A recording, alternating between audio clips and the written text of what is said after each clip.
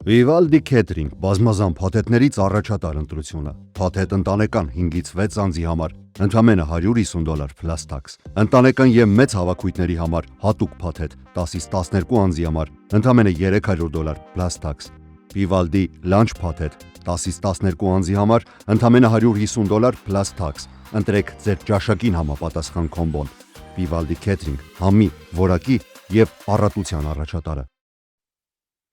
Արմեզիայի YouTube-յան ալիքում ամենագլխավոր լուրերն են, ես Հարություն Մինասյանն եմ, բարև ձեզ։ Ինչպես նկատել եք, այսուհետև եթերում աշխատելու ենք Հեմա Շաբոյանի հետ և յուրաքանչյուր օր ձեր ուշադրության ենք ներկայացնելու երկուական թողարկում, շտապ եմ տեղեկացնել, որ առջևում նաև նոր նախագծեր են լինելու մեր ալիքում, այնպես որ բաժանորդագրվեք և եղեք տեղեկացված։ Իսկ մենք սկսենք լուրերը։ Արևելյան Լոս Անջելեսում Մեքսիկայի հավաքականի Անգլիայից 3-2 հաշվով պարտությունից հետո տեղի ունեցած հրաձգության հետևանքով 4 մարդ է վիրավորվել, որոնց թվում է 1 և 1 անչափահաս երեխա։ Լոս Անջելեսի շրջանի շերիֆի վարչության տվյալներով Մեքսիկայի հավաքականի երկրպագուները հավաքվել էին Վիթիեր Բուլվար և Լեոնարդ Ավենյու փողոցների խաչմերուկում, իսկ երեկոյան ժամը մոտավորապես 9:30-ին վիճաբանությունը վերածվել է կրակոցների։ Քննիչների տվյալներով անհայտ անձը մի քանի կրակոց է արձակել, վիրավորելով 2 հիմնական թիրախներին, ինչպես նաև 2 պատահական անցորդների։ Բոլոր տուժածները տեղափոխվել են հիվանդանոց, բժիշկների գնահատմամբ նրանց կյանքին վտանգ չի սպառնում։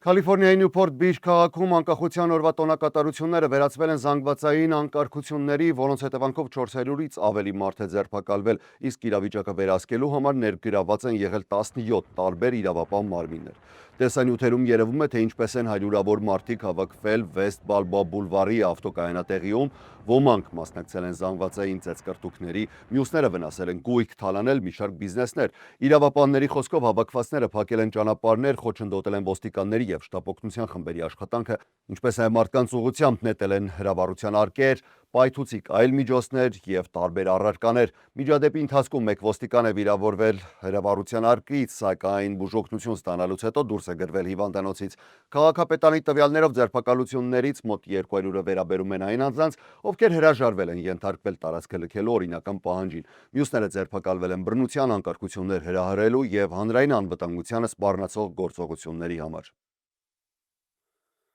Նյու Յորքում Կոդիակ 100 հիդրոինքնաթիռը վթարային վայրեջք է կատարելիս Թրիվեր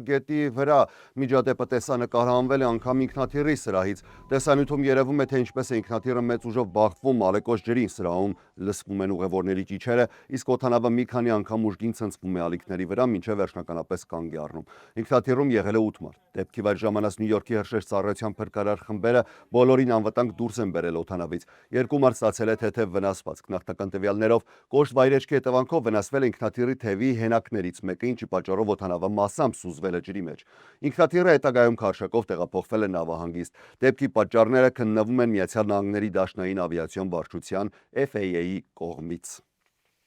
Շարունակենք թռիչքային թեմայով, Լոս Անջելեսից Նյու Յորք մոտ 3 ժամում թռչելը ապագայում կարող է իրականություն դառնալ։ Դաշնային ավիացիոն վարչությունը, նույն ինքը FAA-ը, առաջարկել է վերացնել ավելի քան 50 տարի գործող արգելքը, որը թույլ չէր տալիս քաղաքացիական գերձայնային ինքնաթիռներին թռչել Միացյալ Նահանգների ցամաքային տարածքի վրայով։ 1973 թվականից գործող արգելքը սահմանվել էր, քանի որ գերձայնային թռիչքների ժամանակ առաջացող ձայնային հարվածները, նույն ինքը սոնիկ բումը, անհանգստացնում էին բնակիչներին և որոշ դեպքերում նույնիսկ գույքային վնասներ էին պատճառում։ Նոր առաջարկի համաձայն արգելքը կփոխարինվի աղմուկի չափանիշներով։ Եթե նոր սերնդի ինքնաթիռները կարողանան ապացուցել, որ իրենց գերձայնային թռիչքները չեն առաջացնում վտանգավոր կամ խանգարող ձայնային հարվածներ, ապա կստանան թույլատվություն։ FAA-ի տվյալներով ժամանակակից տեխնոլոգիաներն արդեն հնարավորություն են տալիս վերահսկել ձայնային հարվածները, օգտագործելով թռիչքի բարձրությունը, արագությունը և մթնոլորտային պայմանները, որպեսզի հարվածային ալիքները չհասնեն գետնին։ Այս տեխնոլոգիաների փորձարկումներն արդեն իրականացվել են NASA-ի և Բուն Սուպերսոնիկ ընկերությունների կողմից։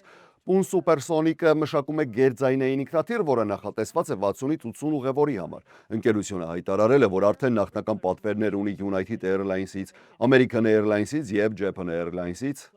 իսկ FAA-ը նախատեսում է ավարտել նոր կանոնների մշակումը 2027 թվականի կեսերին։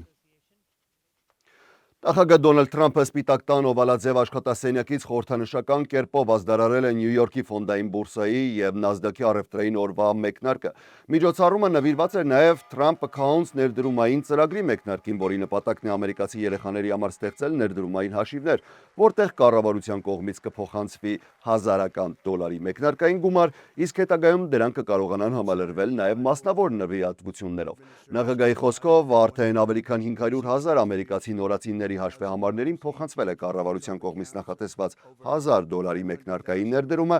իսկ առաջիկայում ծրագրին կմիանան միլիոնավոր այլ երեխաներ։ Նախագահը նշել է, որ ծրագրին արդեն միացել են նաև խոշոր այլ ընկերություններ ու բարերարներ։ Օրինակ Dell Technologies-ի հիմնադիր Մայքլ Դելը և նրա կինը Սյուզան Դելը խոստացել են ծրագրին տրամադրել $6.25 միլիարդ։ Թրամփի խոսքով այս հաշիվների նպատակն է, որպեսզի երեխաները մեծանան ներդրումներ մշակույթով և չափած դառնալու պահին ունենան զգալի ֆինանսական միջոցներ կրթության, բնակարանի առաջին վճարի կամ սեփական բիզնեսը սկսելու համար։ Նա ընդգծել է, որ հաշիվները կկարողանան համալրվել ծնողների, գործատուների, եկեղեցիների, բարեգործական կազմակերպությունների և այլ նվիրատուների կողմից, իսկ հատուկ առցանց հարթակի միջոցով գումար փոխանցելը կլինի բավականին դյուրին։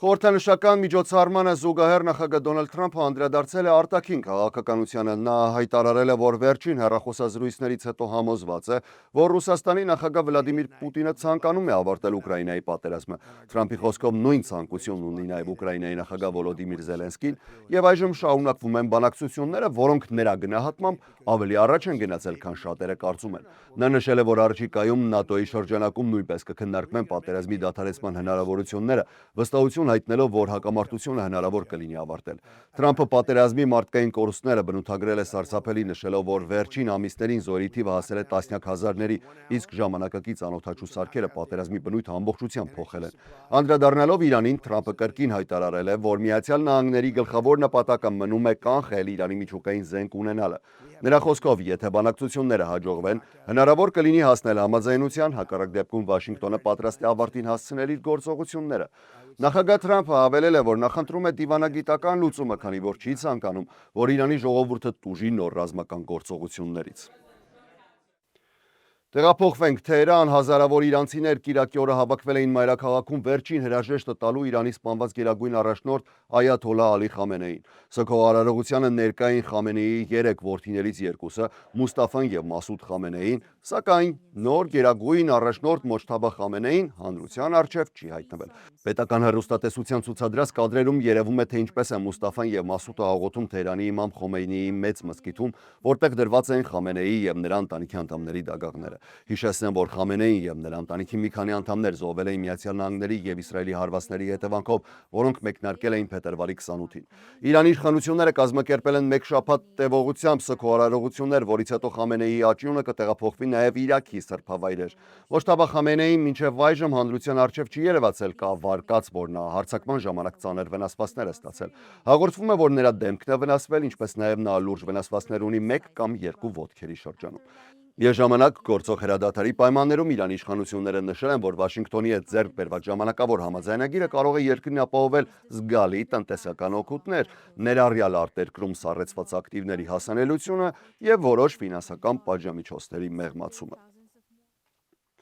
Երևի շատերդ եք հետևում, եթե սիրո արեք ֆուտբոլի աշխարհի առաջնությանը, եւ ահա պատմության ամենամեծ սկանդալներից մեկն է ծավալվել ԱՄՆ Բելգիա 1/8 եզրափակիչից առաջ կապված Միացյալ Նահանգների հարձակվող Ֆլորին Բալոգանի մասնակցության հետ։ Բալոգանը հեռացվել էր Բոսնիա եւ Հերցեգովինայի դեմ խաղում վտանգավոր խախտման համար։ Ֆուտբոլի գործող կանոններով նա պարտավոր էր բաց թողնել առնվազն 1 հանդիպում, սակայն FIFA-ն անսպասելիորեն որոշել է 1 տարով հետաձգել նրա որակազրկումը փորձաշրջանի պայմանով։ Այս որոշումը արժանացել է քննադատության Եվրոպայի ֆուտբոլային միության, նույնիսկ UEFA-ի կողմից, որը հայտարարել է, որ FIFA-ն խախտել է մրցաշարի արդարության հիմնարար սկզբունքները։ Բելգիայի ֆուտբոլի թագավորական ֆեդերացիան էլ հայտարարել է, որ շարունակելու է իրավական պայքարը, նախ դիմելով FIFA-ի բողոքարկման մարմնին, իսկ անհրաժեշտության դեպքում նաև սպորտային արբիտրաժային դատարանին, CAS-ին, եթե հետագայում որոշվի, որ Միացյալ Նահանգները խաղադաշտ է դուրս բերել իրավունք չունեցող ֆուտբոլիստի, գործող կանոնների համաձայն թիմը կարող է ստանալ 0-3 տեխնիկական պարտություն։ Սկանդալը խորացել է նաև այն բանից հետո, երբ հրապարակումներ են հայտնվել, թե Միացյալ Նահանգների նախագահ Դոնալդ Թրամփն է ճնշում գործադրել FIFA-ի նախագահ Ջիանի Ինֆանտինոյի վրա։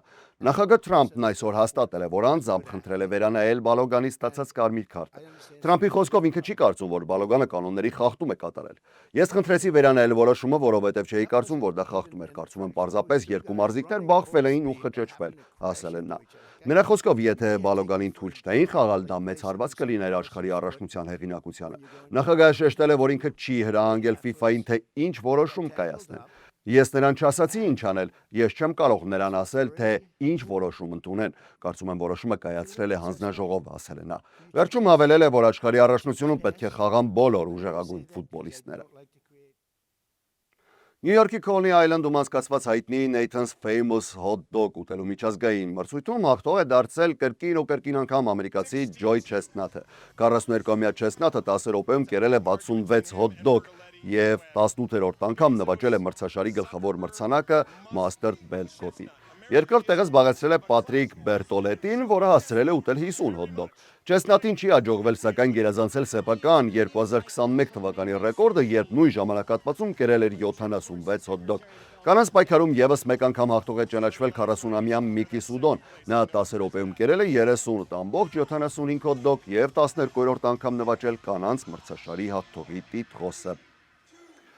Եթե 2019 թվականի ապրիլի 1-ից մինչև 26 թվականի մարտի 31-ը բաժանորդագրված եք եղել YouTube TV-ին կամ Direct TV Stream-ին, հնարավոր է իրավունք ունենաք ստանալու դրամական փոխհատուցում $50 միլիոն դատական համաձայնագրից, որը կնքվել է Disney ընկերության դեմ ներկայացված հայցի շրջանակում։ Հայցը ներկայացրել են YouTube TV, Direct TV Stream եւ Fubo TV ծառայությունների բաժանորդները, մեղադրելով Disney-ին մրցակցությունը սահմանափակելու եւ ուղիղ հեռարձակվող հեռուստատեսային սթրիմինգային ծառայությունների գներն արհեստականորեն բարձրացնելու մեջ։ Disney-ը չի ընդունել մեղադրանքները, սակայն համաձայնել է $50 միլիոն մասնակի կարգավորման YouTube TV եւ Direct TV Stream-ի բաժանորդների հետ։ Փոխհատուցման իրավունք ունեն այն անձիկ, ովքեր նշված ժամանակահատվածում բաժանորդագրված են եղել YouTube TV-ին, Direct TV Stream-ին, Direct TV Now-ին կամ AT&T TV Now ծառայությանը։ Fubo TV-ի բաժանորդները այս համաձայնագրում ընդգրկված չեն, քանի որ այդ մասով համաձայնություն դեռևս ձեռք չի բերվել։ Վճարման չափը յուրաքանչյուրի համար տարբեր կլինի եւ կախված է բաժանորդագրության տևողությունից, նահանգից, ինչպես նաեւ ներկայացված պահանջների ընդհանուր թվից։ Համապատասխան անձանց արդեն ուղարկվել են ծանուցումներ էլեկտրոնային փոստով կամ սովորական փոստով, որտեղ նշված է ID համար, որն անհրաժեշտ է առցանց դիմում ներկայացնելու համար։ Դիմում պետք է ներկայացնել մինչև 2026 թվականի սեպտեմբերի 8-ը առցանց նշված հասցեով, որը կարող է գտնել նաև նկարագրություն բաժնում կամ փոստով։ Վերջնական դատական հաստատումը նախատեսված է 2027 թվականի հունվարին եւ միայն դրանից հետո կսկսվեն փոխհատուցումների վճարումները։ Այս ժամի համար այսքանն էինք առանձնացրել։